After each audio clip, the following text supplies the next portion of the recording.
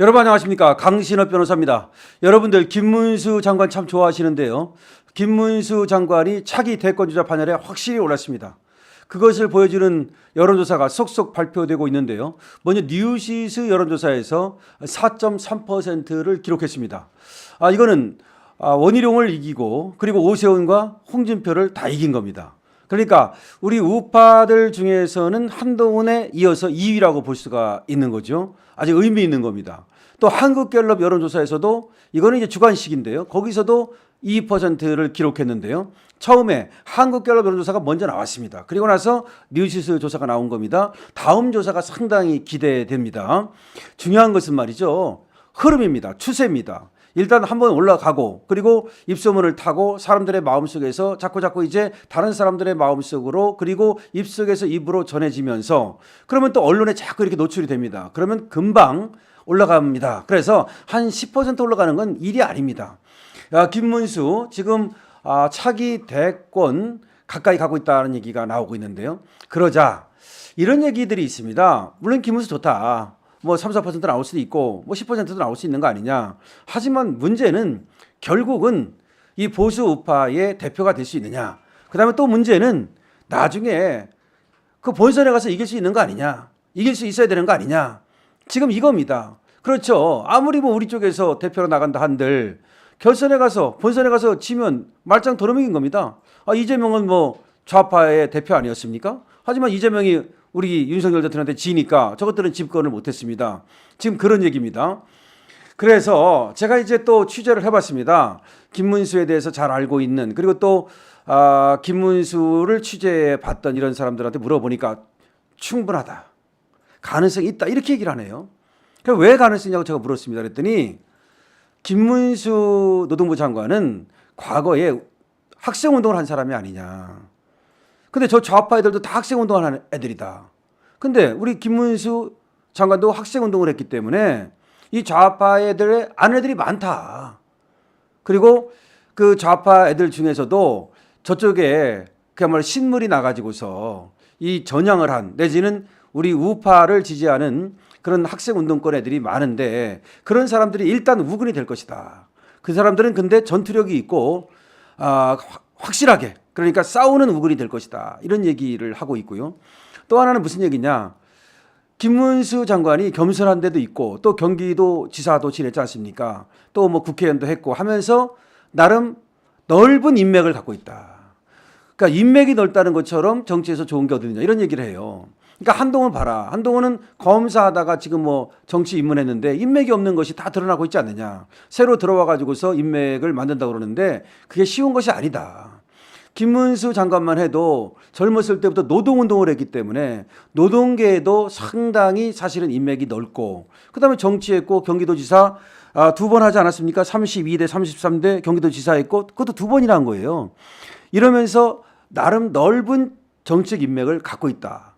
그리고 또 하나 기반이 경상도 아니냐.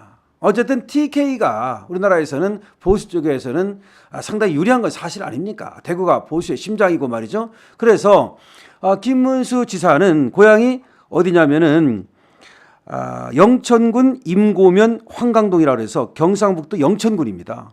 그러니까 본류 TK라고 볼 수 있는 거죠. 경상북도 영천군입니다. 그리고 또 이제 서울특별시 관악구 봉천동에 사는데 봐라. 뭐 강남에 사는 것도 아니고 이와 같이 청렴하게 정말 평생을 살아왔다는 것은 누구도 부인하지 못한다. 그러니까 흠잡을 게 별로 없다. 무슨 사상을 갖고 흠을 잡고 어쩌고 그러는데 그건 말도 안 되는 얘기고 사상은 말이죠. 오히려 확실한 이런 신념을 갖고 있고 사상을 갖고 있기 때문에 그래서 오히려 우리 대권 주자가 될 수 있는 거다. 이런 얘기입니다. 다 맞는 말이잖아요. 정리해 보면은 학생운동 하면서 부끄럽지 않은 삶을 살았고 그 다음에 또 이 학생운동 한 애들도 지금은 다 좌파만 있는 게 아니라는 겁니다. 그래서 그때 인맥이 넓고 그 다음에 경기도지사였기 때문에 경기도 민들도 상당히 우호적으로 보고 있고 그 인맥이 있고 또 국회의원 하면서 인맥이 있고 그 다음에 경상북도 영천군 출신이고 그 다음에 청렴하고 그리고 이 신념 내지는 이념이 확고하기 때문에 광화문 세력이라든지 그야말로 이 보수 정통 세력, 그 다음에 좀 보수 세력 중에서도 강경 보수 세력, 여기도 다 김문수가 안을 수 있다는 거죠. 그래서 제가 이렇게 얘기를 했습니다. 자, 좋다. 다 인정한다. 뭐 대구라든가 이 지역적으로도 좋고, 그 다음에 깨끗한 것도 좋고, 그 다음에 경력과 이력과, 그 다음에 또 인맥 다 좋다. 그런데 대통령이 되려면은 그거 이상의 플러스 알파가 있어야 되는 게 아니냐. 예를 들어서 젊은 사람들, 내지는 또 뭐 그 중동층이라고 하는 사람들, 이런 사람들을 갖다가 다 끌어들여야 되는데 그런 것들은 한동훈에 비해서 약한 것이 아니냐. 내가 이렇게 물었더니 그 말은 일리는 있다. 하지만 지금 한동훈을 내세워 가지고서 정권을 잡는다는 것이 상당히 어려워졌다. 오히려. 그러면 오히려 나이로 봐도 그렇고 안정감 있는, 그리고 검사 출신이 아닌, 오히려 윤석열 대통령이 검사 출신이 대통령 했는데 또 검사한테 과연 대통령을 주겠느냐. 그런 점에서 지금 이렇게 노동계 출신이고, 그리고 또 경기도지사를 했고, 그 다음에 많은 어떤 정치적 이력과 경력을 가지고 있는 이 김문수 지사라면 젊은이들도 얼마든지 소구력이 있다. 왜? 깨끗하다는 거. 그리고 또 사람들과 소통할 수 있는 겸손함. 겸손하시잖아요. 그런 것들을 갖고 있다는 거. 그 다음에 폭넓은 어떤 누구도 배척하지 않는 그런 마음가짐. 옛날에 말이죠. 그 노동계 운동할 때는 공장에 가서 그 서울대학교 나와가지고 말입니다. 그거 다 내려놓고 그렇게 현장에서 운동했던 사람 아닙니까? 그런 것이 있다. 그래서 저도 학생들이라든지 젊은이들도 지금 김문수를 좀 잘 몰라서 그렇지, 김문수를 잘 안다면 오히려 김문수에 열광할 것이다. 그리고 그거는 정책적으로 이 2030을 당길 수 있는 그런 정책들이 많이 있다. 그리고 김문수 의 장관 같은 경우는 낮은 대로 임해본 사람이기 때문에 얼마든지 지금 소외된 사람들, 그 다음에 또 우리 사회에서 조금 뭐 불만 있는 사람들, 그러니까 그런 사람들이 되게 좌파를 많이 찍어주잖아요. 속아가지고 말이죠. 그런 사람들, 또 여성 인권에 대해서도 김문수 장관만큼 그만큼 확실한 사람이 어디 있느냐. 박근혜 대통령에 대해서도 그런 말 했잖아요. 그 탄핵은 잘못된 것이다. 박근혜 대통령이 뇌물을 받았다면 내가 뇌물을 받은 것이다. 얼마나 확실합니까? 1948년 8월 15일이 건국절이다. 이렇게 확실한 어떤 국가관을 갖고 있고, 이런 사람이라면 말이죠. 미국 같은 나라에서도 이 김문수 같은 사람이 대통령이 되는 것에 대해서는 굉장히 오히려 호의적으로 바라보지 않겠느냐. 국제적으로도 김문수가 대통령이 되는 데는 어떤 어려움이 없을 것이다. 그다음에 결정적으로 또 제가 볼 때는 이런 거죠. 또 취재를 해보니까 윤석열 대통령의 김문수에 대한 어떤 믿음이 확고하다. 굉장히 확고하답니다. 노사정 위원장을 시켜보니까 흔들리지 않는 어떤 추진력도 있고, 나름대로 겸손하다 보니까 쟤들이 공격을 하고 그래도 이론적으로, 그 다음에 사상적으로는 확실하게 자기 얘기를 하지만 뭐 상대방을 갖다가 무슨 뭐 인격을 갖다가 이렇게 뭐 깎아내린다든지 그건 절대 안 합니다. 이번에도 김문수 장관 인사청문회 하는 거 보니까 저쪽이 그렇게 막 인사청문회 할 때 인신공격, 김문수에 대한 인신공격을 얼마나 많이 했습니까? 그래도 그거에 대해서 이렇게 발끈하거나 그러지 않더라고요. 하면 자기는 분명하게 자신의 소신을 밝히더라고요. 그런 걸 보면서 김문수에 대해서 좌파들도 상당히 주눅이 들었다는 얘기가 있습니다.